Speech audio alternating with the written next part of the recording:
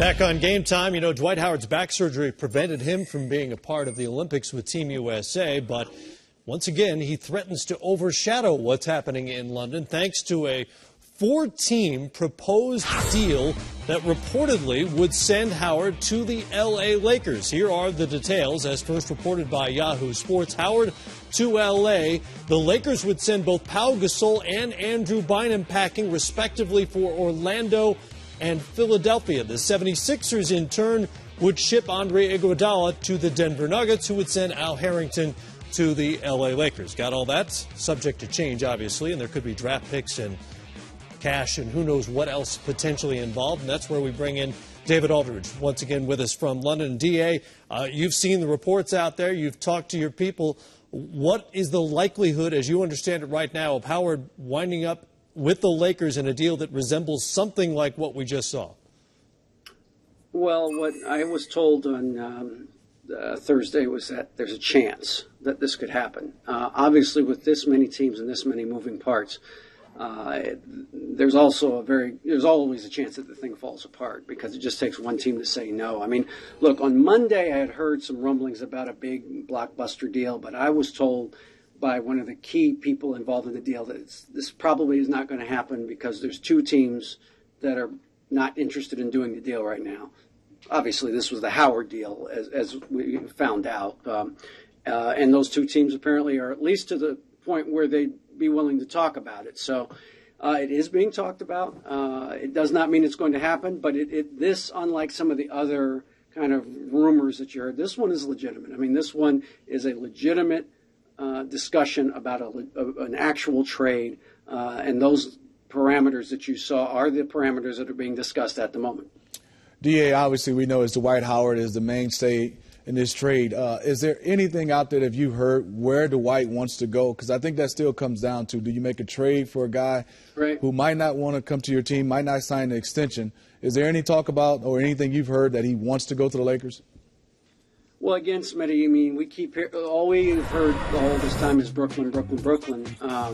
But at some point, you know, it's not going to be, you know, they can't deal with Dwight anymore. Orlando's got to make this thing go away. And so I think if the Lakers express a desire to take a chance with Dwight Howard, you know, being there and trying to convince him to sign an extension, I think that they're probably going to be willing to do that now. I mean, this is to the point where if you're going to be, you know, serious about contending for a championship, you know, your team's got to be together. I mean, you can't have this speculation about Gasol's going or Bynum's going. I mean, you've got to know what your team is going forward. And so I think that the Lakers probably are willing to take that chance, even though they don't have any assurances from Howard's camp that he'll stay there.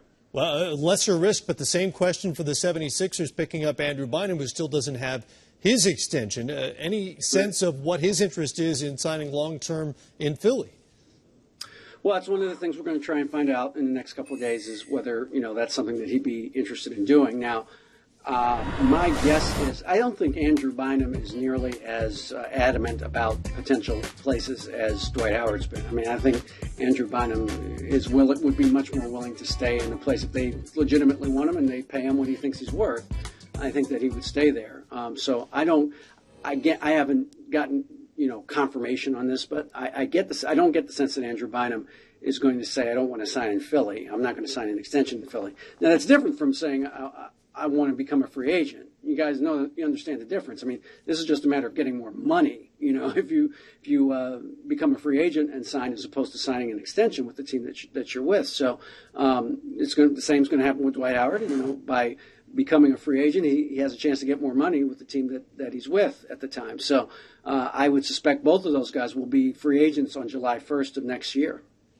DA, when we're talking about Dwight, I think we keep hearing about the trade, but I would love from your perspective, have you heard anything about Dwight's back situation? How healthy is the big fella Dwight?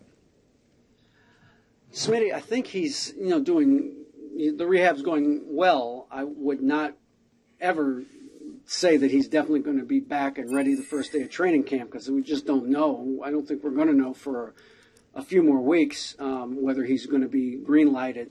Obviously, it depends on where he is and what the doctors on his new team, assuming he's on a new team, say about his back. They're going to have to take a look at it. So But what I've heard is that it's coming along well. He's doing some things rehab-wise that are good signs at this point of a recovery from back surgery. But backs, backs are a tricky thing. So I wouldn't sit here and say he's definitely going to be back for camp.